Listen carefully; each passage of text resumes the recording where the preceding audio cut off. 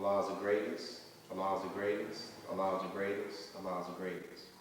Oh Allah, we seek thy refuge from anxiety and grief. We seek thy refuge from lack of strength and laziness. We seek thy refuge from cowardice and niggardliness. We seek thy refuge from being overpowered by death and the oppression of men. O Allah, suffice thou us what is lawful, and keep us away from that which is prohibited, and with thy grace keep us free from that which is besides thee. Ameen. Allahu Akbar. In the name of Allah, the Beneficent, the Merciful, we thank Almighty God, Allah, who appeared to us in the person of Master Farah Muhammad. We also thank Almighty God, Allah, for his coming and raising up the most humble and honorable Elijah Muhammad, who we believe to be the exalted Christ. And we also thank Almighty God, Allah, and the most honorable Elijah Muhammad for preparing one for us to guide us during this time, in these dark times, the scripture describes as a comforter, as the comforter, the Honorable Minister Louis Farrakhan. And I thank Almighty God, Allah, for each and every one of you, for everything that you all are striving to do, have done, and will do in this effort to be a Muslim, to help the Honorable Minister Louis Farrakhan and our people. And I greet you all with greeting words of peace and paradise. Assalamu alaikum. We thank each and every one of you all for being here. This is my week, I'm off, but I know you're not off from work. You probably came home from work 8, took care of your family, got dressed, and you came in. So we appreciate your sacrifice, and we appreciate your effort, because I know sometimes working on these jobs, you can be not only physically drained, you can be mentally drained. And in addition to being mentally drained, depending on what type of environment you work in, you can be spiritually drained. But we thank you all for coming here, and we pray tonight that what you hear, that it doesn't add to your mental, spiritual, physical fatigue, but it actually invigorates us, right? And there's nothing more powerful, I ain't gonna say there's nothing more powerful, but one of the things that can actually do that is the power of a testimony. You know, in the Bible, in the book of Revelations, it talks about one of the ways that the followers of Jesus Christ were able to defeat Satan was said by the blood of the Lamb and the power of their testimony. And we know when we talk about the blood of the Lamb, we're not talking about a lamb and its physical blood, but it's talking about the life work, the life example of God's servant, who is the Christ, the most honorable Elijah Muhammad, and the Honorable Minister Louis Farrakhan, because he is in the mission, in the spirit, and in the mind of the Christ, the most honorable Elijah Muhammad. So it's the blood of the Lamb, but it also shows us in that scripture that we have something that we have to contribute and can contribute in that defeat of Satan, and it's the power of our testimony. You know, all of us have a testimony, and sometimes sometimes believers feel that just because they don't have a story where they say how they used to be gang banging or selling drugs and all of this, some people feel like they don't have a testimony. No, we all have a testimony, because all of us who say that we were former so-called Negroes, right? So so-called Negro is the actual disease. Now the different manifestations that it exists in, gang banging, stripping, whatever it may be, that's just forms of it. But a so-called Negro, being a person that's on the college campus with a degree, but you hate yourself and you don't know the value of yourself and you don't know the value of women, that's a form of a dead person. But all of us have come out of that debt-like state, which means that all of us have a testimony, right? Yes, so we should never feel afraid or feel ashamed about our testimony, because each and every one of us are walking billboards of the power of Master Farah Muhammad. Yes, sir. So when somebody want to say, how do y'all know that Master Farah Muhammad is God? You tell them, look at me. That's how I know he was God. That's right. I was once blind, but now I see. Is that right? Sir. So we are all walking testimonies. Yes, and that's what we have to understand, that we are examples of the power of Master Farah Muhammad, the power of the most honorable Elijah Muhammad, and the power of the Honorable Minister Louis Farrakhan. Yes, and as long as we are in line with those, we also have power where we can be used as a vessel to give sight to those who are blind. Doesn't mean that we're perfect, but the Honorable Minister Louis Farrakhan said that nothing in hell is perfect. And last time I checked, that's where we at. We're in the belly of the beast. Yes, is that right? Yes. But the scripture says how God says that he manifests his strength through our weaknesses. Right? So we shouldn't feel down about ourselves. Don't beat yourself up, because we're far better than we were before we accepted Islam. Yes. Better believe that, right? Yes. We're far better than where we were before we accepted Islam. So feel good about ourselves, and the fact that we can say, not theoretically, we can say that when the history is written, or the books will say that we were there helping God's servant. Yes. Not talking about I want to help. So we were there, and we were there doing our part. You know, when you watch the championship football games, my cousin, he works in a hospital, and he is one of those people when the doctors do surgeries, he is there giving the doctors the equipment, telling the doctors what type of cut they need to make.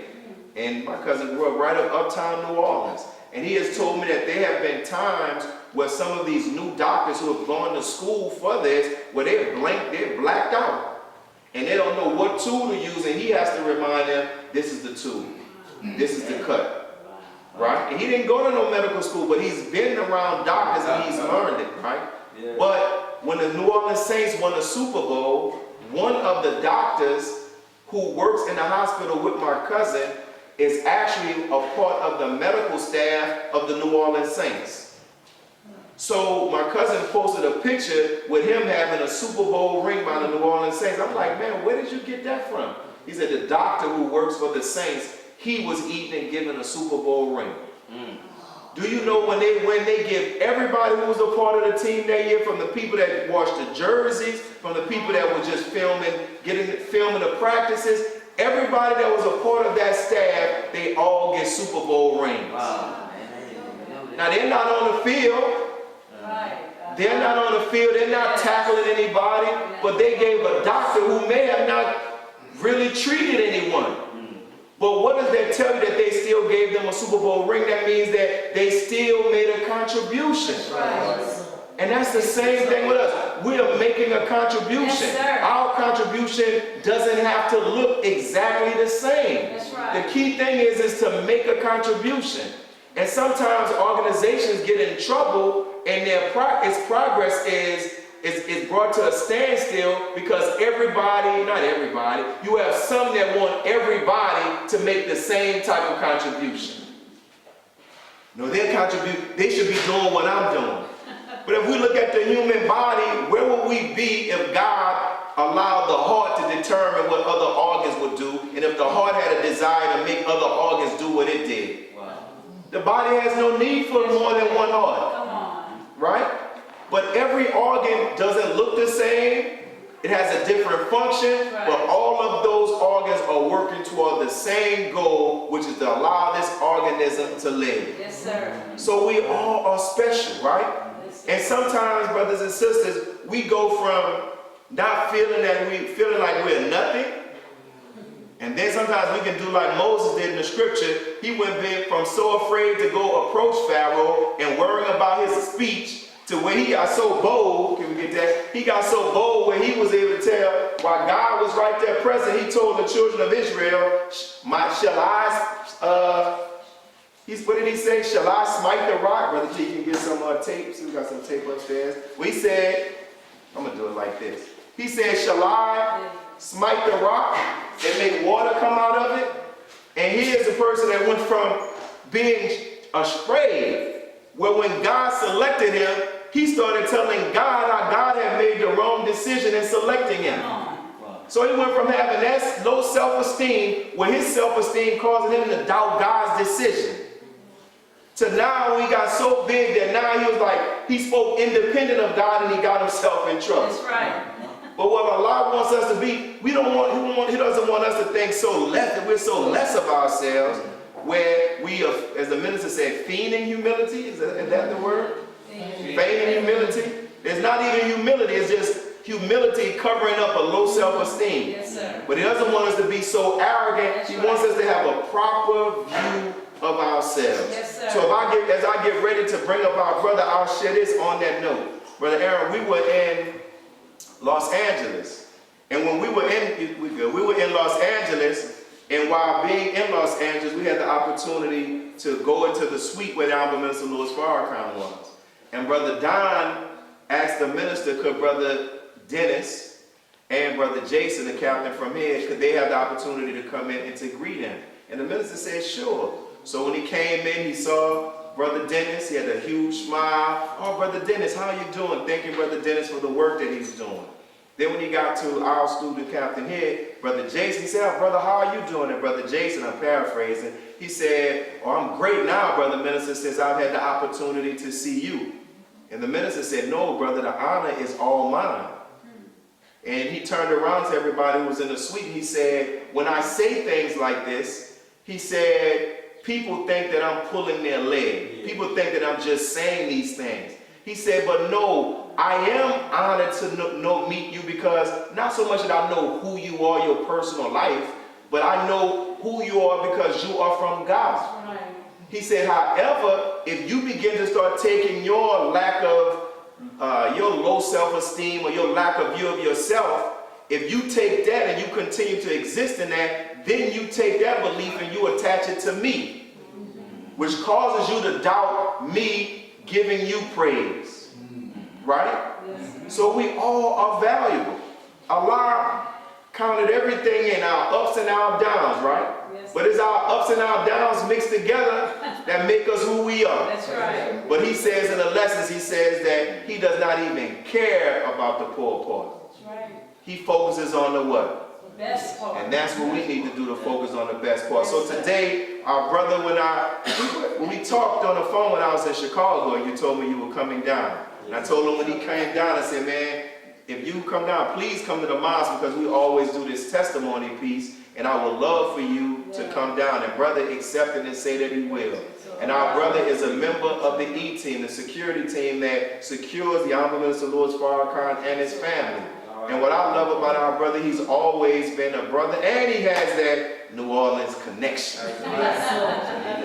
And he's went in Chicago, he actually has a store that sells New Orleans, I guess we would say pastries. Yeah, because not a croissant, the beignet, and it's depending on what part of the city you're from, pralines, pecan candies.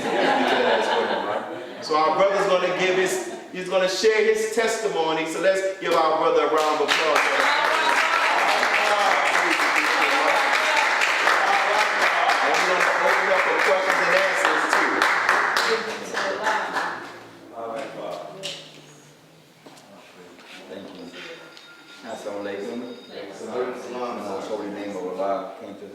Master Prophet Muhammad, in the name of the most honorable Elijah Muhammad, the exalted Christ, and also in the name of our friend, our servant, our brother, Honorable Minister Louis Farrakhan. I want to greet you all and greet the words of peace once again. And greet the words of peace. Assalamu alaikum.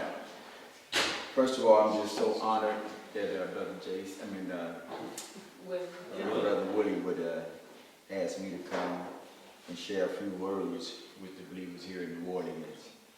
And I do have a little connection with New Orleans. I'm letting you tell you.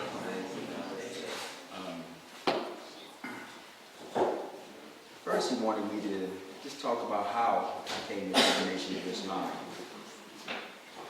And right now, I've been with the most honorable Minister Louis Farrakhan since '81.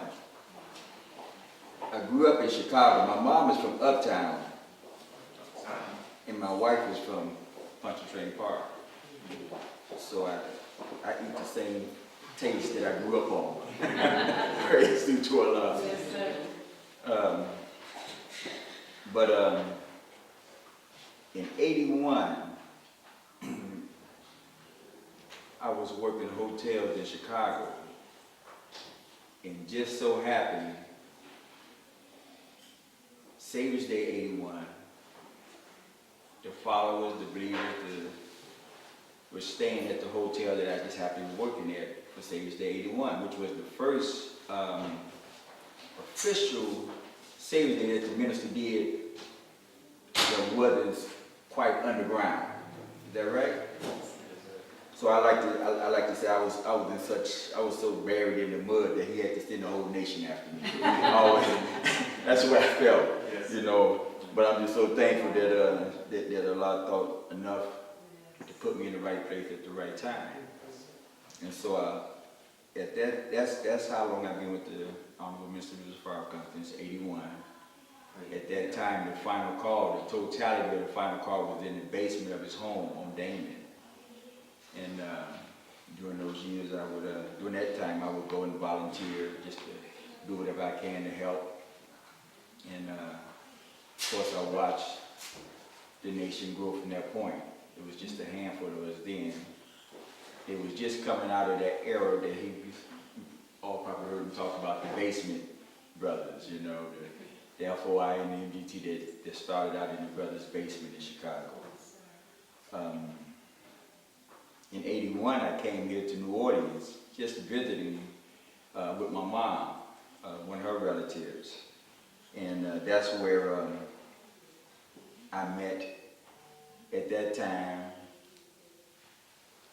Student Minister Jamil Muhammad.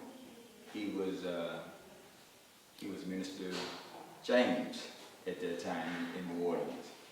And I don't know if you all know Brother Emil, who's on the E team. He was actually from Compton, California, but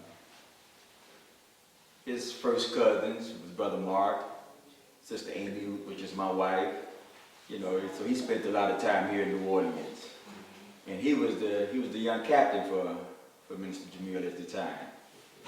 And it was Carlton and there was Lee, so it was like the whole family was here in New Orleans at the time. And I just came for a visit. And I guess just when the minister was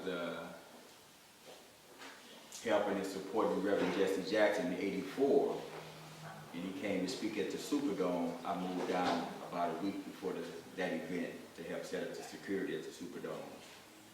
And that's part of my history of coming in the Nation of Islam by Allah's grace.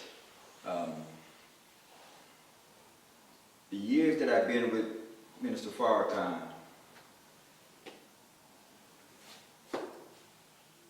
I can't thank Allah enough for that experience, because he's been the best friend that I've ever had.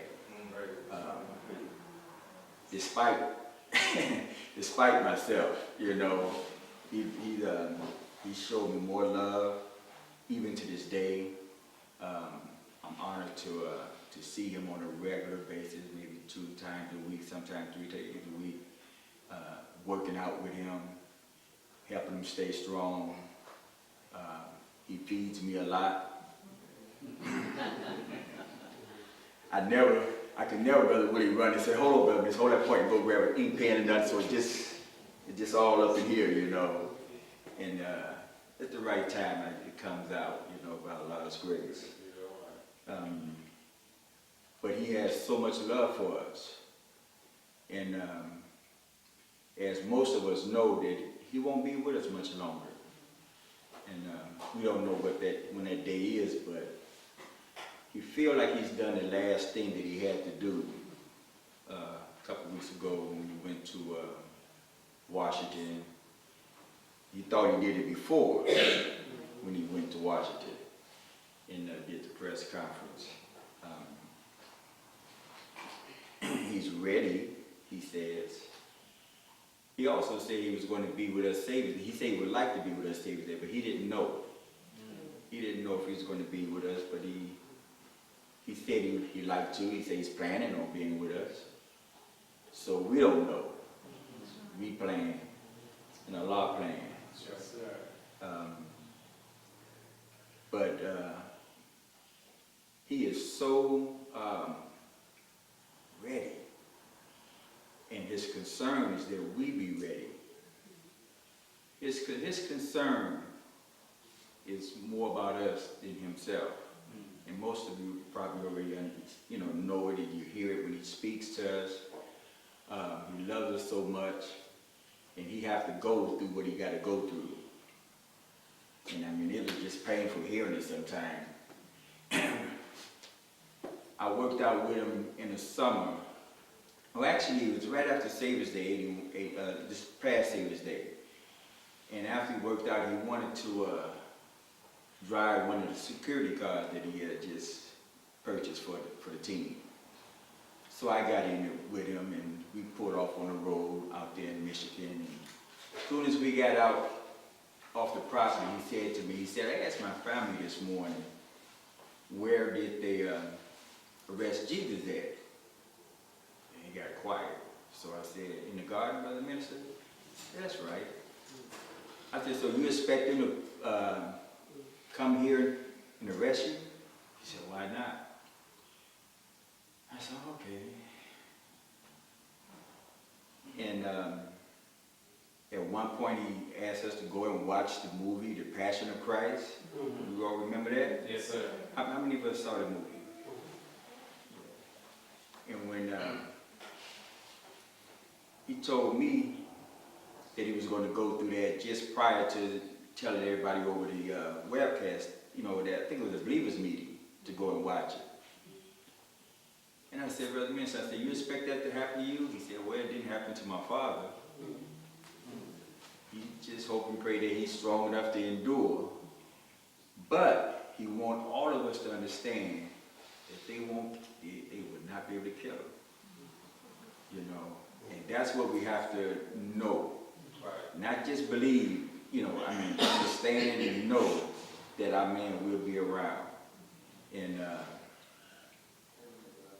not long ago, he said to me that, I don't know how we got into this conversation, but he said, he told me that after I do this last thing, he would bring me again to see him face to face. And then he looked at me, he said, he didn't tell me I was going to see Allah. He said I was going to see him. He said, I can't take it for granted, or assume, that's what he said. He said, I can't assume that I'm going to see Allah. Because he didn't say that. He said I would see him. Right. And he must have been reading my mind, because I always assumed he'd go to the will, he was going to see Allah in Honorable Elijah Muhammad, right? And he said, I may ask him, so when can I see the Father? He said, Elijah may say, well, haven't you been seeing me all this time? You know? Well, the man just be messing with my head, I'm telling you. And all this stuff I got to bring out at some point in time and just tell people these things that he say to me. So, what I wanted to say and talk about, I think, Brother Willie, the first time you asked me if I would, you wanted to know how did I do what I did with respects to business. Do you remember saying that to me? You don't? Well, I like to talk about that anyway. But one of the things that we in the nation, I don't, you know, from my perception, hadn't practiced much, is several cultures that we have gotten away from. And one of them is, I think, is the culture of going after our people as much as I think was done during the time of the Honorable Elijah Muhammad. Then there's the culture of how to eat to live that we seem to kind of slipping away from. And I mentioned that to one of the minister's children in front of the minister. And when I said that we getting away from the culture of how to eat to live, he said, it's killing us. That's one thing we have to practice more. And another culture that we don't practice enough is pooling our resources in order to build. Absolutely. And that's one thing that we must do. Our minister told us that he's going to be gone for 3 years. Is that right? Yes, sir. And they're going to be a hard 3 years. Well, when he come back, if all we have when he get back is what we have when he leaves, Right. how will we look in the eyesight of him in the messenger when he said he's given us everything? The talents that he's given us, the knowledge, the wisdom that he's given us, we have to become builders. Yes, sir. Is that right? Yes, sir. And we shouldn't have to be forced our back to the wall to start doing more for ourselves and pooling our resources. Most of the smaller cities, in comparison to Chicago, I think I think you all pool resources a lot more effectively than the larger cities, even though there may be more believers there. But that's something that's a must in order for us to survive, is that we pool our resources and build.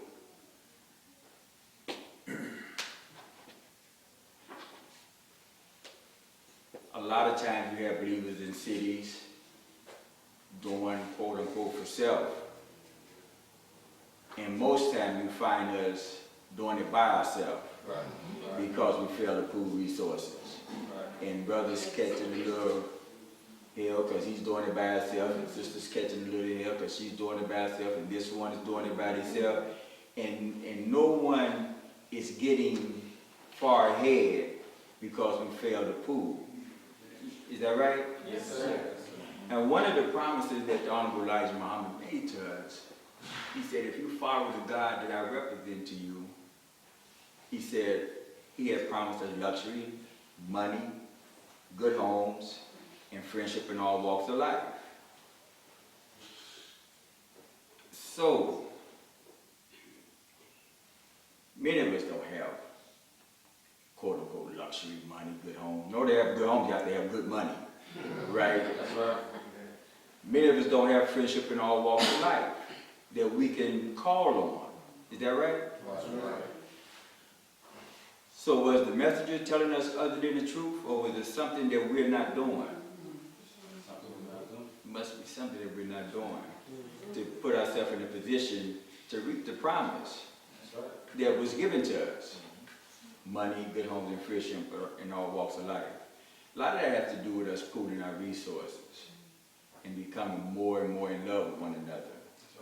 That's right. The economics of America got us divided as well. We're holding on to jobs.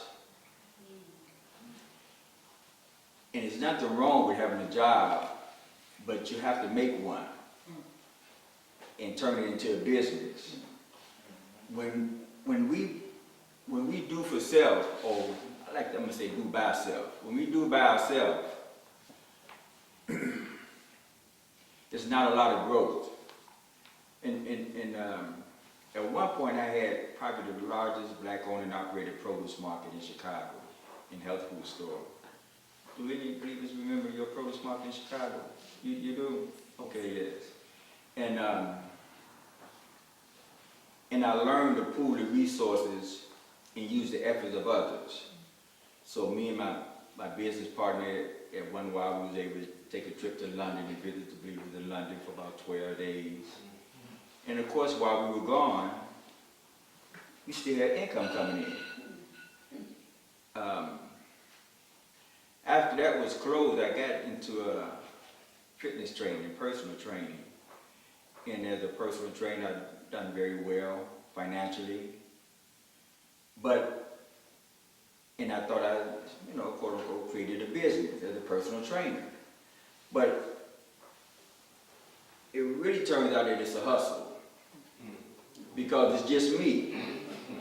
And if I decide to go to London today as a personal trainer, then that's when the money stops until I get back and start training again, right? And that's the negative part of not pooling resources and working as a collective group and using the efforts of others. You have to utilize the efforts of others, and we have to come out of the becoming hustlers. In the nation, it's a lot of us that hustle, and we have our little businesses, and really it's jobs that we created. Because if we get sick or we get ill or decide to take a trip to Chicago, then that's where the money stops. And we have to wonder, can we take the trip and the bills still get paid? The gas don't get cut off while we're gone, or the lights don't get cut off while we're gone. And it's all because we fail to pool our resources and really build business. And we have to get into building businesses where it takes care of our families, where we can reap the benefit of what Allah promised us. we shouldn't have luxury. We should have money right now, and we should have good homes, you know, I mean beautiful homes. And we should have friendship in all walks of life. Well, how do we get friendship in all walks of life if we stay in the hood? Anybody ever thought about how, I mean, of course the ministers making friends from all over the world, Right. you know, but we don't know them. Right. And we can't call them up and utilize them Right. Right. because we hadn't done it for ourselves. Right. He's done it. But what about us doing it for ourselves? I didn't figure it out. I stumbled into it as a personal trainer. I stumbled into it, and I have a lot of clients, but not a lot now, but I had, and I have some that are white, Jews, Asian, and they're very kind of wealthy by Allah's grace, you know. And I stumbled into it and realized what Allah has blessed me to be involved in. And it was utilizing, pooling those resources to help me to open up Akira's, the Praying Canyon Coffee House that I have in Chicago. Have you all follow that stuff on Facebook? Yes, sir. Yes, sir. Yes, your brother said yes, sir. None of the sisters, huh? Well, we're in Chicago. You know, as a personal trainer, I thought about it. I said, I got to open up some real business now and have use the effort of other people. So I decided. Who heard of Garrett's Popcorn in Chicago? Yeah, okay, yeah. So I used to stand in that line. Now I know we used to eat popcorn, but I used to stand in that line on Michigan Avenue, right? And that line in Michigan Avenue was nearly like the line at Cafe Du Monde on a Saturday. Not quite like Cafe Du Monde, but it's a long line. And I used to stand in that line thinking, now what in the world can I do as simple as this and create this kind of demand? And to make a long story short, my wife Amy been making praline can, I think, since she was 12. And we keep it like down low. We wasn't telling everybody, you know. Of course, the minister will eat some every time we make some, you know. Sister BJ, she likes it, you know. And a few people we would share it with. But I had a dear friend of ours, Sister in the Ranks, make me a cake one day, and I was going to pick it up. And as I was picking it up, me and Amy just made some praline candy. So I said, let's wrap some of that candy up for Brother Arron and Sister Stacy. And we took it to him. I took it to him and I picked up my cake. And as I was driving back, Sister Stacy, Brother Robert called me on the phone before I got home. He was talking all crazy. He said, Aaron, you're trying to start some trouble in the house. He said, the children fighting over the last piece of candy, think it's for them. And I told Stacy, you brought it over and gave it to me. And Stacy must have snatched the phone and said, but hey, you got to open a praline candy store. You got to open up a candy store. I said, oh no, Sister Stacy, I'm not opening up a candy store. I said, that's not what I want to do. The next day she called me again. I said, thank you, Sister Stacy. I said, but nah, I'm not going to open up a candy store. I think about a week later, I was in the Garrett's Popcorn line again. Same thought. And this was going on for about 2 years. I mean, this thought in the Garrett's Popcorn line, thinking about what can I do? As simple as this. And I heard Stacy's voice. I said, oh, okay. I called Amy from that line. I said, Amy, you think we can open up a praline candy store and continue doing what we do? Because we both kind of busy around the minister, you know. We both ripping and running, and I'm training people. She cooks for Brother Farrakhan. Yes, sir. And running back and forth to Michigan. And I could tell she was thinking about it because she didn't answer me right away. So I said, you know, I'm going to ask you again tomorrow. I hung up the phone. Next day I mentioned it to her again. She said, yeah, I think so. And that's really all I needed to hear. Because generally, if I put my mind to something, I have the staying power to see it all the way out. And that's something that we have to have. It depends on faith. And you know what? I didn't have no money at the time. I didn't have any money at the time. But I did have friends. I did have friends. And some of us friends of different walks of life. And so I pooled my resources, and that's my resources. You know, that's the resources that I pooled in order to do what I did. Little did I know, I thought the praline candy was going to be the hook. Now, we sell a lot of praline candy. You all know how many people from Louisiana was up in Chicago. Found out somebody's making fresh praline. That's the folks from New Orleans, that's praline. To me, it's just praline candy. And so we sell a lot of it. But we had a problem getting to the beignets because of the exhaust system that the city required me to have over a fryer. And wow, we was open for a year and 2 weeks. But what happened is that we found online a ventless hood, and the city permitted us to use it. And it was all because there was a Muslim who was the deputy commissioner in the city. He was first, he said, no, you could bring me some more information about it. He said, but generally we wouldn't do nothing like this.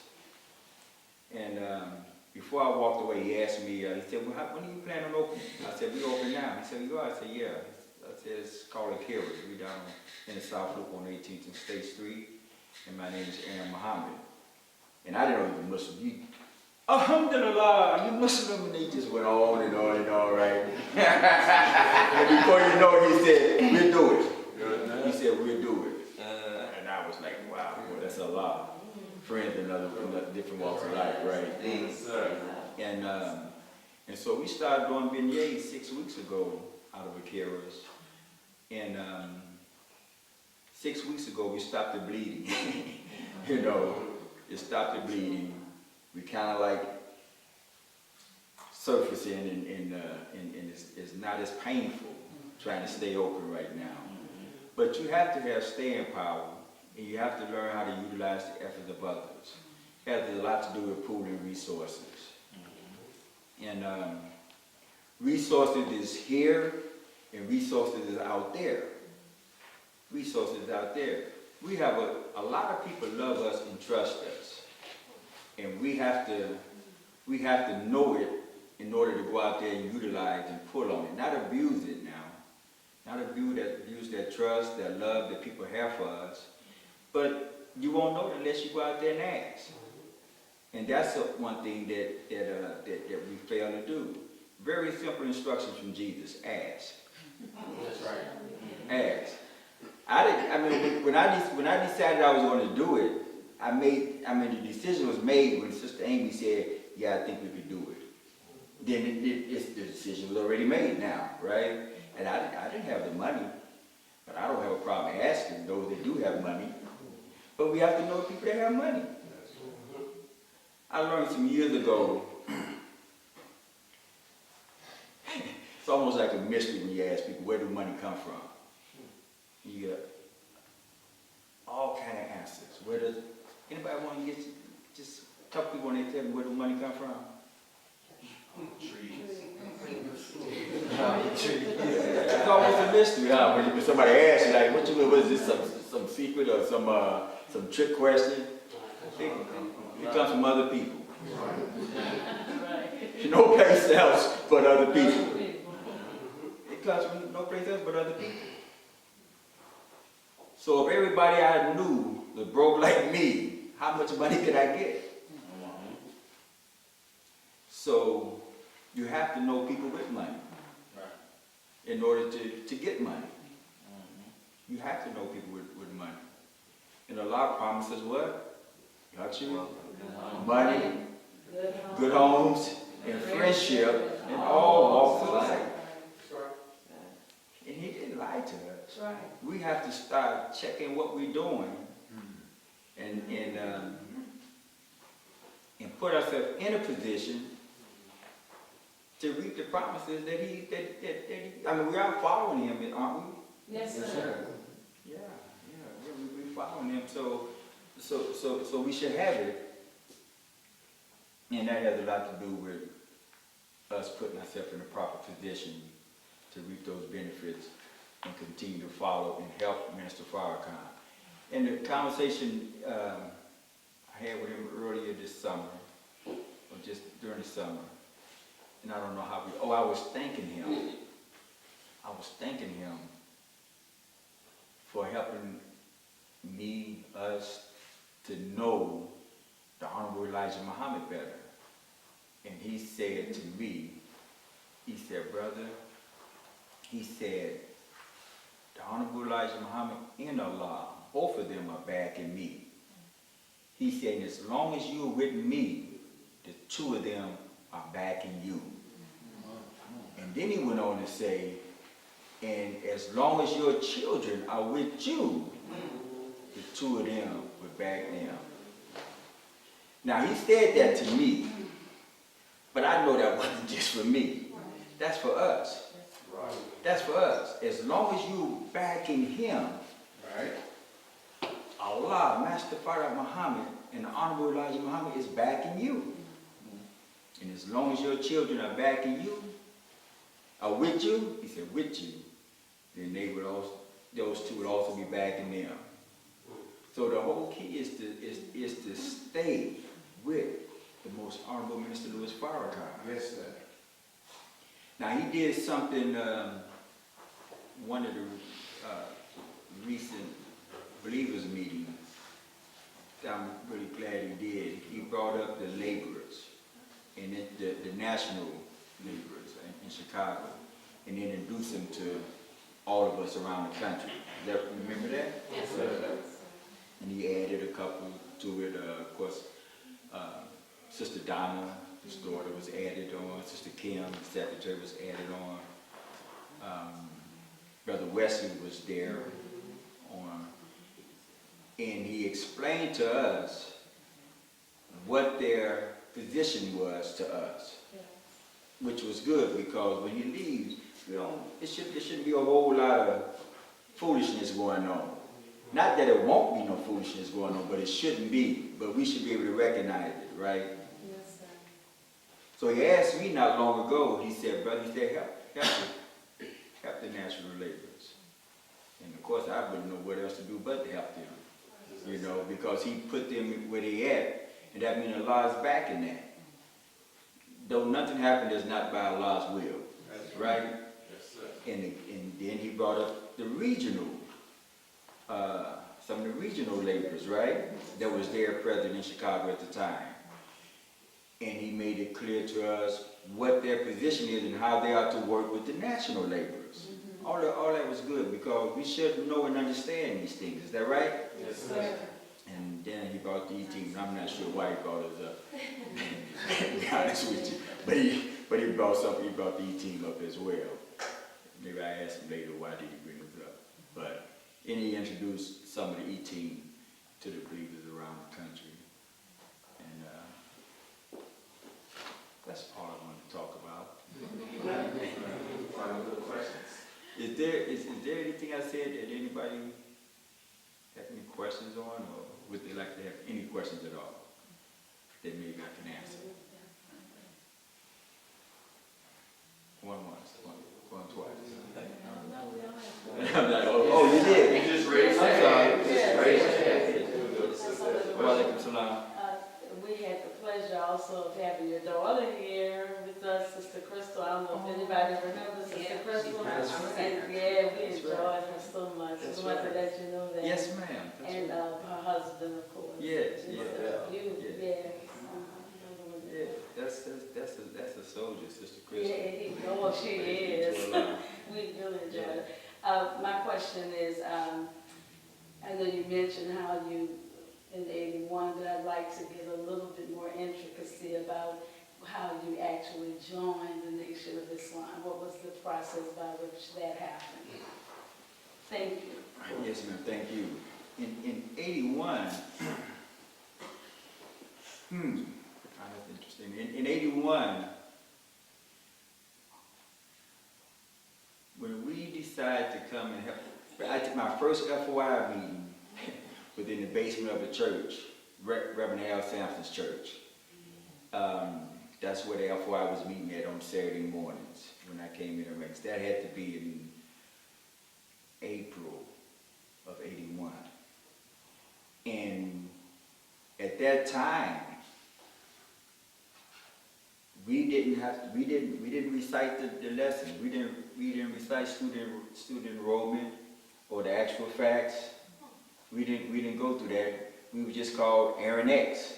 You know, when we came in and just started working and helping the minister. And I think it was in '82. I think it was in '82 when the minister told us we have to go back and doing it exactly the way the Honorable Elijah Muhammad. At that time, he was just trying to get some helpers to help him and those that would believe. And the funny thing is that when I recited and received my ex, Brother Waheed, who was at that time the secretary, National Secretary William J. X, he told me I was the first one to officially receive an X in the nation. At that time. No crap. I was a Johnny come lately. When we was giving those lessons, I just ran through it and recited as soon as I could. You know, I wasn't racing nobody. I didn't know. I was green. I didn't know. But that's what Brother Wyatt told me, that I was the first one that recited. But that's where it was when I came in '81. And we had some beautiful believers then. We didn't have a final call building. We was like gypsies. We would meet wherever somebody let us in. We would call sometime Sunday morning to find out where we was meeting at this morning. We was all over the place. People don't know, we were like that. We were like Mary trying to find some place to give birth to the baby Jesus. Yeah. It was 47th Street. There we was at a church, Reverend Porter's church, and then from there, we went after the final call building, and it was Miller's funeral home. In fact, when the deal went down, it was still a functional funeral home. There was still bodies in there, and we converted it into a place of life by Allah's grace, into the final call building. Yes. Wow. Thank you for the question. You, brother. Next, anybody else have a question? Yes, ma'am. Hi, a small question. So you talked about working out with the minister. So there have been pictures surfacing on Facebook comparing what the minister looks like compared to people his age. When you work out, what is the minister's workout like?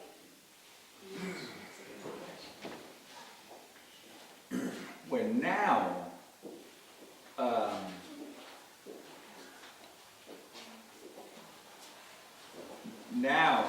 it's about maintaining strength. He's not trying to build a lot more muscle. You know, our minister is 84. He has some health issues, and so we take it very, very easy because of his health issues, and it's all about just maintaining his strength. He's going to go through something. I'm not sure how tragic, how crazy it's going to be, but he's going to go through something soon. And he's just going to be able to be strong enough to deal with it until Allah helps him in his escape. You know.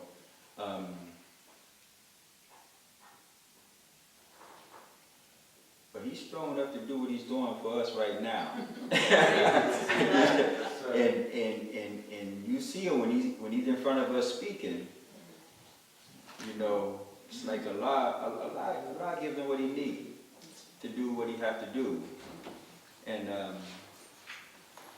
how did you all feel when he said that his organs was waiting for him on the plane?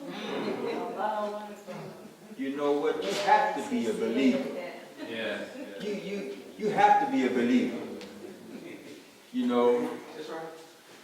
when he told us that this organ, I mean, I've heard it prior to that, you know, but I like to look at faces when you say things like that, Right. you know. That's my old habit of being an investigator for years, you know. But his health is not, you know, for somebody that's 84 doing the work, he'll be up about 3:30 in the morning, if not 3 o'clock, working. That's constantly. He gets up 3 o'clock, 3:30 almost every morning, working. He'll start studying, he'll start reading, he'll start preparing, you know, of course he says prayers, and the phone calls start coming in. And he does not stop working. And working is a remedy. Working is a remedy that we all should practice more of. Any other questions? I have a question. Yes, ma'am. Somebody. Well, like it's long. So this may be a challenging question, so I'm so sorry, brother. I'm just curious. Way to put him on the spot.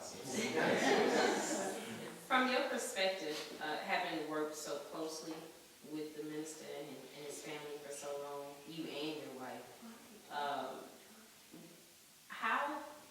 what are some of the ways that you've seen him change over the years? From when you started, what year did you start working? 81. Did you start working on the E-team in 81? It wasn't called the E-team. It wasn't the E-team, but we secured him. So from then to now, what are some of the ways, just from your personal perspective, you noticed him change and throughout his evolution?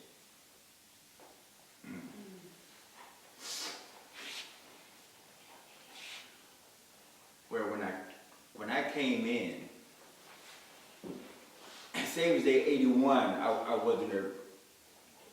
The day before Savior's Day 81 was the first time I heard the name Farrakhan. The day before Savior's Day 81 was the first time I even heard the name Farrakhan. I didn't have a clue. You know, I do remember Elijah Muhammad and the nation disappearing, you know, after his so-called death. But when I went to work that night and saw the Muslims that I hadn't seen in years, I said, okay, all right. I remembered the day before, and I said the day before was the first time I heard the name Farrakhan. It was because somebody played a few minutes of that record, Where's Your Head? That was it's an album that the minister did in the early 80s, probably it was 79 he did it, or 80. And it was Jack the Rapper convention, DJ convention in Atlanta. The title of the lecture was called Where's Your Head? And on the flip side of the lecture was White Man Heaven was a Black Man Hell. That was the album. So I heard that the day before Savior's Day 81. Then the next day, I get to the job and I see all these Muslims. So I asked somebody to go and get that album for me. And I remembered about the bean pie, so I asked them to bring me a bean pie back, right? So to answer your question, when he made that statement that Elijah lives,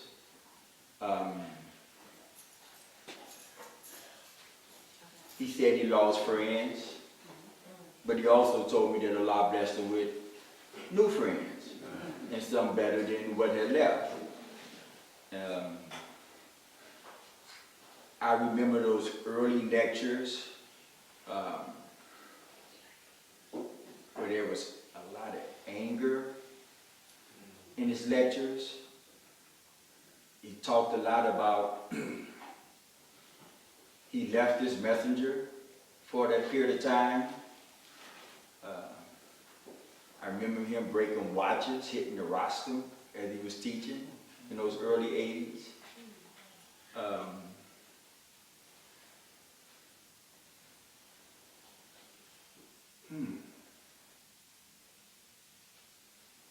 I remember, who was around in the early 80s when we studied the study guides that Brother Jabril put out? Brother Robert, yes. Remember how thick those study guides was that Brother Jabril did? If you stacked them up, they was probably this high. Yeah. So as the scales was coming off his eyes, or come off his eyes, we were also being introduced to what we were going to be challenged with today. Yes, sir. Those study guides, I think, prepared a lot of us that's been around since those early 80s. I think it prepared a lot of us for what we're going through today. Yes, sir. We studied the domestic lives of all of the prophets in those study guides. God, we studied so much. Yes, sir. At that time, the study groups was mandatory. Yes, sir. But the ministers' development and growth.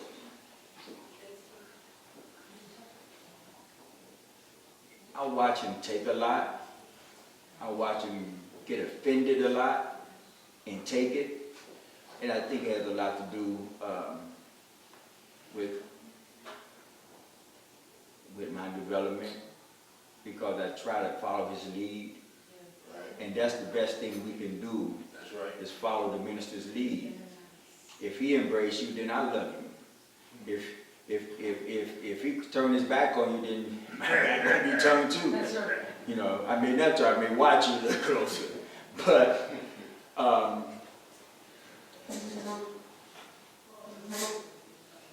I don't know, I think he was in his, if he's 84 now, in 81, he was what, 50, 40 something? So, I don't know, I guess I just watch him grow into who he is. And, Right. and right now, he's the Jesus that the world been waiting for. Don't know it. You know, he's the Jesus. And I just, he didn't say that in 81, 82, 83, 85, in the 90s. I don't know if he knew it, just grew into it, and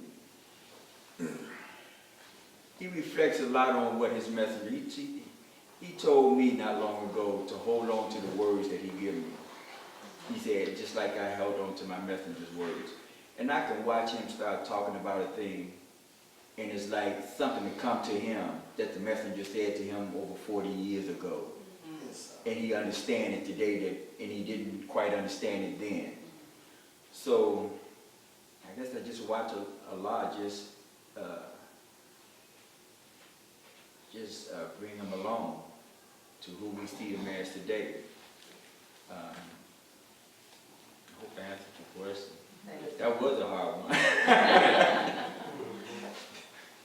Yes. So like, my question is more of a personal note of you, and just wanting to know that sacrifice that you and your family has really have committed yourselves since 1981 to follow down the Minister Louis Farrakhan in a way of committing your. I can say we all have committed ourselves, but you all have really jumped in and followed him in a closer manner than most of us. And my question would be, what was it that you saw in the minister that helped you to have the consistent staying power that you have, and how has it helped your development in the years being that close to the minister? His love for us made me stay. So, you know, I mean, you know, if I put my mind to something and say I'm gonna do something, I die trying, you know.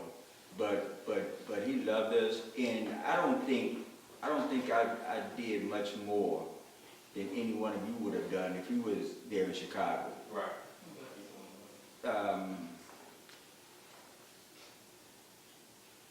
he loved us. I loved the heck out of him, you know. And he say jump, I just want to know how high. I know who he is. I know, you know, and that, you know, when you know who he is, you know he represents the Honorable Elijah Muhammad. He's the voice of Allah in our midst.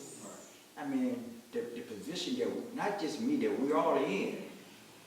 To know that who the whole world's been expecting and waiting for, we know him. We know him. That's right. People thank me all the time, and they like to say, man, for protecting the leader. We're not as protected. You know, we around to help make things comfortable for him. But our protection is being around him. You know, I'm not crazy at all. You know, Richard Pryor said, I may be a fool, but I ain't a damn fool. I know I ain't protecting him. I know who his protector is, and I know who my protector is. And as long as I said earlier, as long as I'm with him, then the two of them backs me. That's right. And that's what I want. I want the backing of Allah in honor of Elijah Muhammad. And that comes from helping him, staying with him, backing him, doing whatever I can to help him. And my wife, I mean, you know, she's the same way. She, you know, she's been blessed. She's been, you could call her a world traveler now. You know, did you ever see that coming, Brother Robert? Yeah, you saw that? I didn't. Brother Robert knew Sister Amy when we was down on Jackson Street. You know, before we were married, Brother Robert and my wife. Yeah. So, but. Best mean pie in the world. I wish I could get one sometime. Yes, sir. Assalamualaikum. So, how you feel? Well, it's normal, but could you kind of give us a little history of Jackson Street, you know?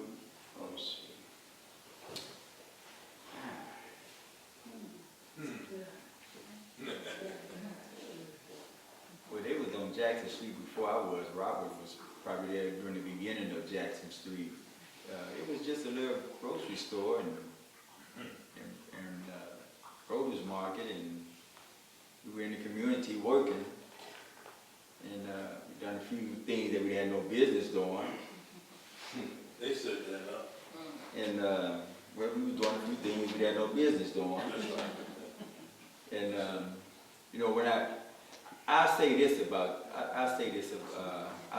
then I'll get off that, because one thing the minister, when I had a talk with him after I did some federal time, he said to me to tell the believers not to give the enemy a stick to whoop you with. That's right. Those are the exact words. He said, you got to tell the believers not to give the enemy a stick to whoop you with. Yeah. They want to kill the Jesus, and they want to kill us, Yes. each one of us. So our righteousness is what's going to sustain us. Yes, sir. Our righteousness, our cohesiveness, our pooling our resources, the love we have for one another, all that is key. And that's what we have to do. We don't have to steal anything. That's right. That's right. We don't have to lie about anything. We don't have to buy anything hot to save $1. Right. Because they're going to send you something hot. Right. They're going to send you something that you don't have no business with. It's not yours. That's right. You know, pool your resources, build for ourselves and one another, and Allah promised us the whole. He promised us the planet. Yes, sir. He promised us success. He promised us the victory. The minister told me the 3 years that he's going to be gone, he said America is going to be completely destroyed. The 3 years that he's going to be gone, America's going to be completely destroyed, he said, through war. We don't have, all we have to do is stay the course. Right, come on. That's all we got to do is stay the course. Pool our resources, be together, be madly in love with each other. You know, we got a wonderful brother and brother student, Minister Willie. That's right. He said to me the other day he was proud to know that he's leaving those kind of soldiers behind. He was talking about Brother Willie particularly. Go ahead. He said that he called him a thinker.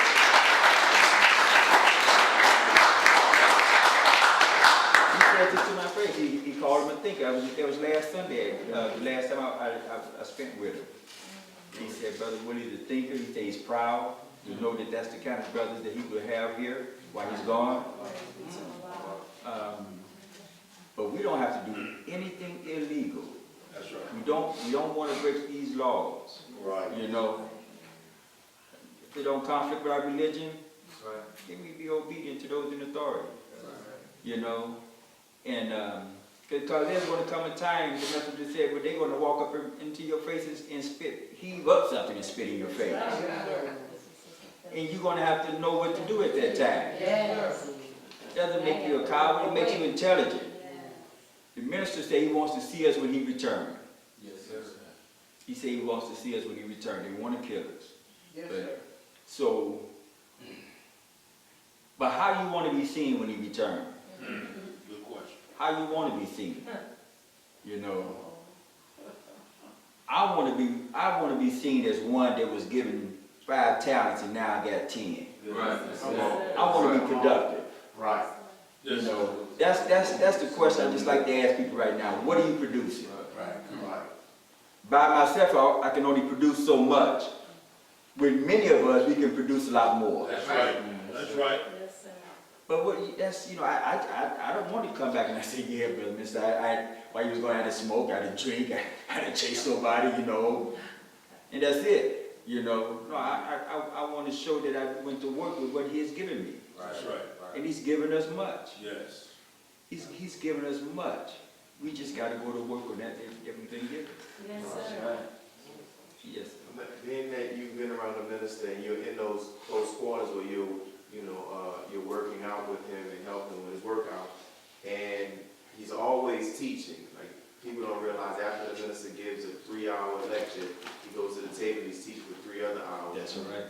What, in that time, has there been any time the minister may have shared some jewels or pearls from the Most High around the teachers as it relates to marriage and family? And if so, what?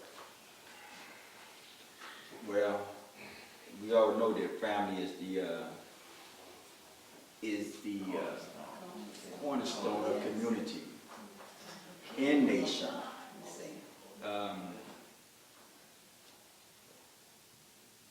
Marriage is like number one, man. I mean, it's just, you can't build a nation without marriage. That's right. When I used to teach survival classes, at one point in time, I used to put spouse as the number one need. Because what we're going to go through, we're going to need a helpmate. You follow what I'm saying? A helpmate. People said, what if we made up a survival list right now, what would be at the top of it? I said a spouse. A spouse.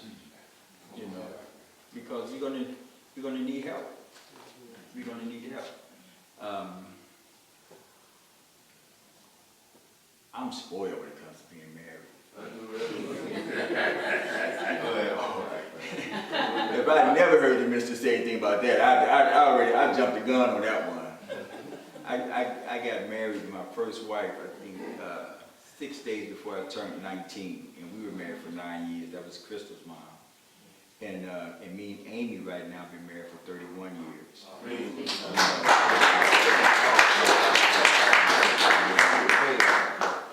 So I'm really spoiled, and I love it. Really spoiled. So, but if you're not married, find a good mate. Yes, sir. Go through a proper courtship. That's right. A proper courtship. say something about that? About when there was a point in time, well, even still, I counsel people on courtship. And I got to a point now to where I just tell people this. If I'm talking to a brother, I tell him that. If I'm talking to a sister, I tell them. Make out a list, probably 10 things of what you would like to see in your spouse. Honesty, cleanliness, hardworking, believer, of course, right? And just write down the good things that you want to see in your other half. And then make out another list of the things you don't want. You know, untrustworthy, lazy, I don't know, just arrogant, you know, foul mouth, whatever, you know, just make out that bad list. The good list, you can throw it away. Put it to the side. You can just get rid of it. Right? In courtship, what we fail to do is look for the shortcomings. Wow. And we like to believe that he's perfect, or she's just perfect, you know. And you fail to look for the shortcomings when you know everybody got shortcomings. Right? That's a good point. So, most times, because of the nature of the man, if he sees shortcomings, he says, we'll change that. And then I find out some sisters do the same thing. Women do the same thing. You know, thinking you're going to change another grown individual. And you would be like that scientist who thought he was going to get everybody to speak the same language. And then there's a divorce. But when you see the things on that list that you kept, don't worry about the good list again. Just forget about that. The list that you kept, when you see the things on that list that the person that you are properly courting now, then you have to ask yourself, can I live with that? Wow. Not that you're going to change it. You have to ask yourself, honest with yourself, can I live with that? If you can't live with a lazy man, then that's when you just stay brothers and sisters and go on about your business and stay next. Right. That's what we fail. We just look for all of the wonderful things. Oh, he's there for a while. Oh, he's selling all of the newspapers and she can make bean pie and you know. That's one of the scientists or one of the sciences that they kept from us, the science of mating. We don't know if sister's family came from what is it? The psych hospital. The asylum. Asylum, yeah. You know, and so we don't dig into the background. We don't do a proper courtship, and we have to do a proper courtship in order to. And not that problems are not going to come up after marriage. Problems. The minister, look, it's just like a roller coaster. Once you're out of one trial, you back down into another one. Right. You come out of one, you back down in another one. It's been a roller coaster these 33 years I've been on. So, but you have to have staying power. Yes, sir. You have to have staying Yes, power. sir. Does that make sense? Next question. Yes, sir. Difference between the Son of Man and the Christ. The difference between the Son of Man and the Christ? Well, that's depending on the time, I think. But the Son of Man is Master Farad Muhammad who came to get us. And the Christ is the crusher of the wicked. And that's what Elijah intended on doing, is crushing America and the world of wickedness, you know. The Son of Man, you know. So it depends on the time, but I mean, if I remember correctly, that was God, the Son of Man. And the Christ is the most honorable Elijah Muhammad gave exalted Christ. He's in power right now. He told the Honorable Minister Louis Farrakhan that if he didn't tell him who he was, the next time he see him, he would be found worshiping at his feet. That's right. Thinking he was the God. That's right. God gave him the power to crush the wicked. Yeah. He's the Christ. He's the Christ. Isn't that funny? We grew up in the church, we thought, we heard Jesus Christ, and Jesus was his first name, and Christ was his last name. That's right. Boy, this man had us so messed up. Oh my gosh. The minister always talks about, I know he tells laborers about, like he said, about handling believers, handling others, and he said, remember how I handled you all. So like from your being around the minister, if you've been personally corrected or he's corrected others, like how have you seen the minister handle people when they make a mistake or even intentional make an error?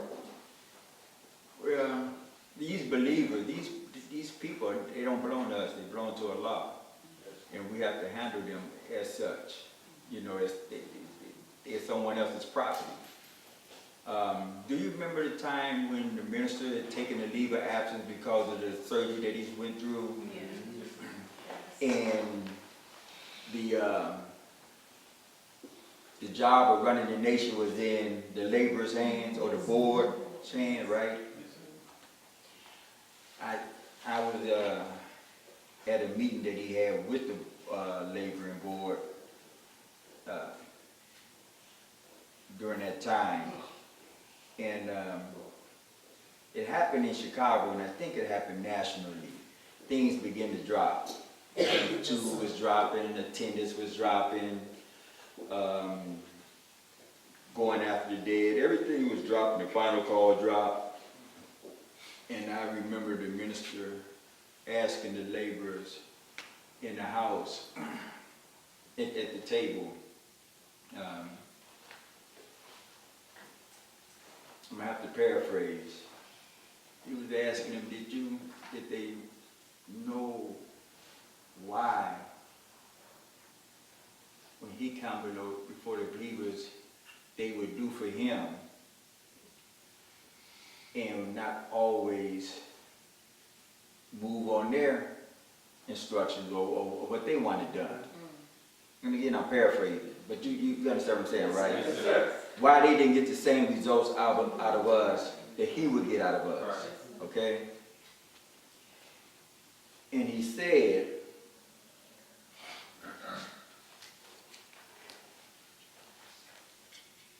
that you all would give orders. He said, you notice when I come before the believers and I wanted something done, I would always ask, do you think we can do such and such? Would you all like to do this?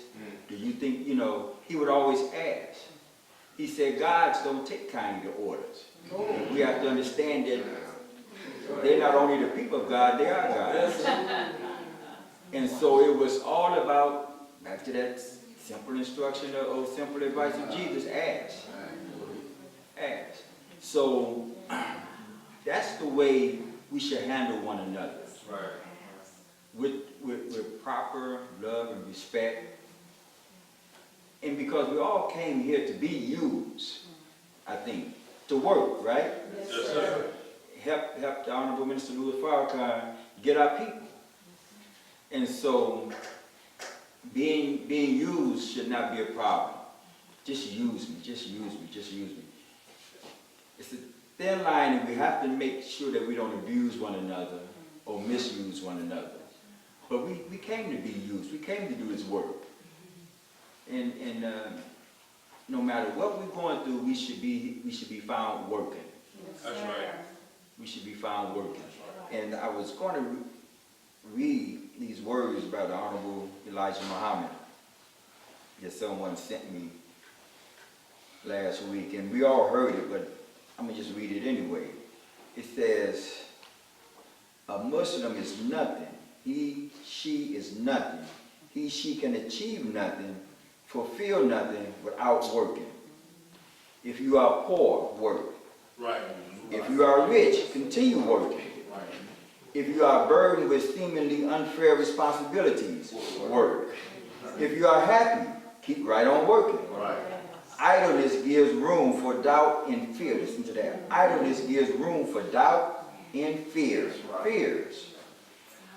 If disappointment comes, work. If your health is threatened, work. When faith is shaken, work. When dreams are shattered and hope seems dead, work. Work as if you are in peril.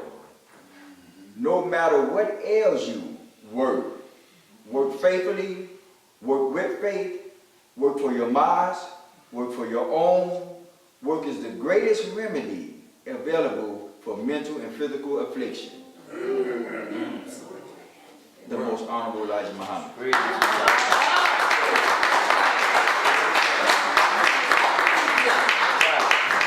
So it's all, and if you work, that means you will be productive, right? That's right. Yes, sir. It so go to work and uphold a world that allows bringing down. So you have to find a way to steal away, because you don't want to go and quit Yes, your sir. job, but you have to pool your resources and steal away. When you steal away, you have to work twice as hard.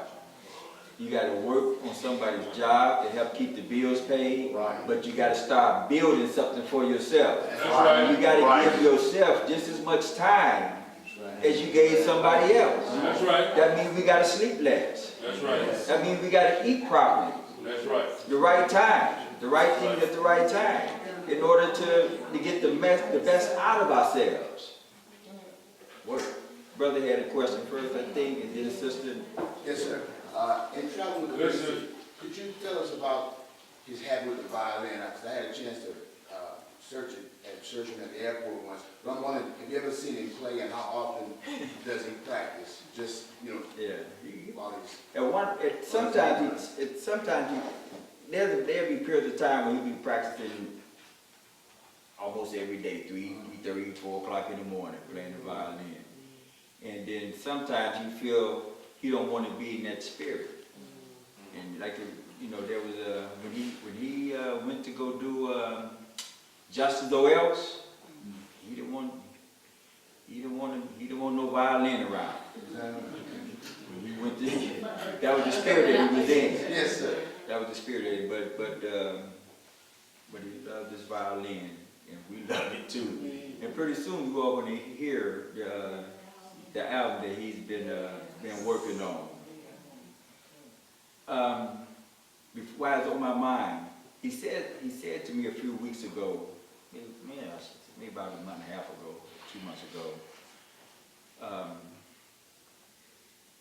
He started saying to me that he wanted to raise, and then he stopped and said, "Where I asked the laborers to raise $10 million for the Savior's Day gift this year." He wanted everyone to complete the Savior's Day gift and give as much as they can. He said he believed, he said that would hold us the 3 years that he'd be gone.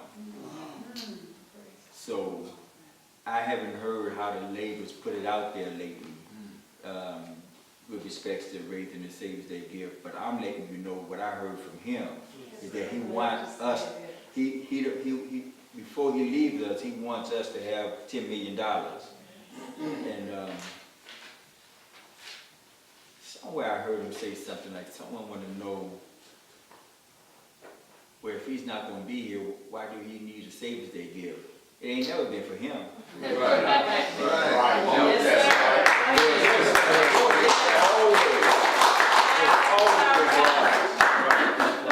has always been for us. That's the love that he has for us. He's not concerned with him. He wants to see us when he returns. He wants us to be okay when he returns. But he wanted the laborers to raise $10 million for the Savior's Day gift. He said he believed if every believer, 10,000 believers, is that right? 10,000 paid $8,000, that would be $10 million. think that was the right numbers, yeah. 10,000. Yeah. So we need to, I just want to put that out there, because Thank you, brother. that's what he wants us to do. Thank you. Yes, ma'am? That's what I've heard for years that in the first rise that the believers, even though that they were poor and they had little, that they did so much, that they had lots of farmlands, lots of businesses. Have you heard the minister remark about what was the difference between the believers in the first rise and the believers I wasn't in the first of all. But me and him discussed business a lot because that's what I like. I like building businesses. And he said to me in the summer,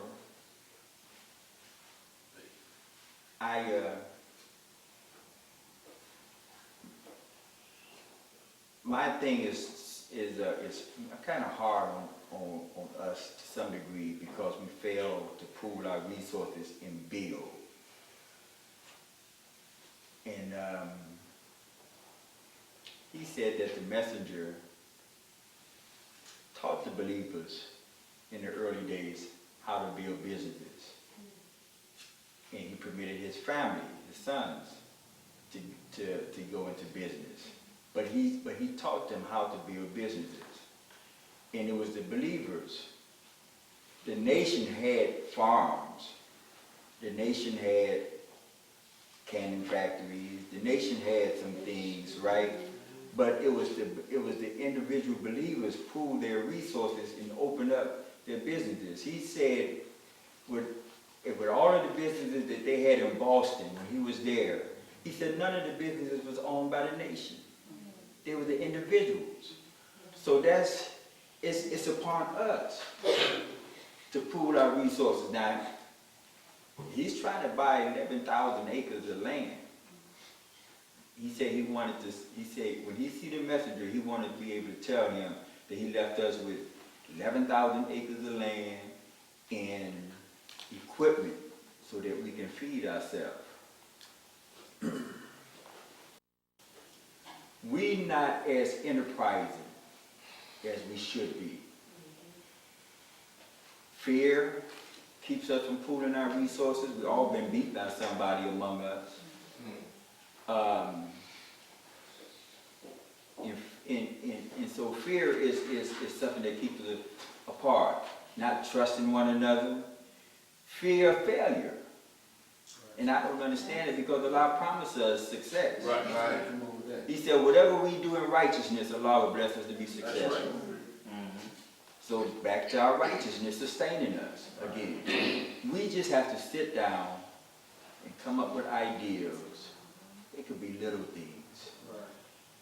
I told a few people a few months ago, I shouldn't have had to struggle to open up a coffee shop in Chicago. White man building towers in Chicago. And I have to struggle by myself to build a coffee shop or open up a coffee shop and keep it open. You know. We have to learn how to share our ideals without being afraid. Somebody said, man, I wouldn't be telling everybody my ideas, man. Before you know somebody else got it. The damn earth is spacious. If Allah got something for him to do, he's going to do it. And they can't stop you from doing it if Allah wants you to do it. You have to get this fear out of us, you know, and sit down and share your vision and make each other feel a part of the vision. Only then would you prove. I've been successful at getting young people to work with me. Now I have to go through a bunch of them before I find that one. That's right. All the time. I think at your produce market we had maybe about 28 employees. And it enabled me and Amy to take a trip and go to Seattle for about 10 days. Me and my partner go to London. And we left it, and if you all been in there, you was treated like unbelievable, you know. And but that's because I made these young people feel a part of it. Right. They knew your produce market belonged to them. That's right. Right. Right now, I have just a couple people in the Kira's Praline Candy and Coffee House that understand that that's theirs. And if they feel a part of it, then they would do what it takes to make sure they would take care of it while you're not there. Right. So we have to learn how to, and that's proper handling of people. That's proper handling of people. The person that sweeps the floor and empties the trash has just as much value as the person that's making the beignets and the coffee and greeting the people. And no one should feel less than the other. Right. Because if that person didn't keep the tables clean, then I don't care how good the beignets is. Don't nobody want to sit down. Right. Come on with it. You follow what I'm saying? If the trash is smelling and it ain't out the door, then regardless how good the coffee tastes, they're gonna go somewhere else. Right. So everybody's important, as brother was saying, and when he opened up, everybody plays a part. Everybody plays a part. I couldn't do what I do in Chicago if it wasn't for you. And I understand it. You all thank me and and look up to the team. But we wouldn't be a team if it wasn't for the believers around the country. Come on. Right. You know? Allah brought us all here together. That's right. And my value is really to me no greater than your value in the eyesight of Allah. We all and that's the way we have to handle one another, but we have to pool our resources and decide what we're gonna do. The job I'm doing with the Akiras, to me, is not complete until I have at least 6 or 8 of them in Chicago. That's right. And that's not even for me, that's for my children and grandchildren. Mm-hmm. What I'm working on for me is somewhere between Birmingham and Atlanta. I want 50 acres. Mm-hmm. I almost closed on 20 acres south of Memphis just before the real estate market took its turn. That was about 11 years ago, 10 years ago. Because I want to build a fitness resort for us, you know. But we got to think big, and we got to help each other do these things. Right. Why are we going to buy some land nearby and raise some cows, raise some chickens? You know, have a national garden for mosque number 46. You know what I mean? It's we have to we have to, like I said, the economics of this world got us so locked into our job, we got to commit some time to ourselves as a group to build something. I like it when Brother Woody showed me what what's our brother name is? Brother Patrick trying to buy up the blocks. You know what I mean? And have something for us. And if you all don't feel a part of it, then you got to check yourself.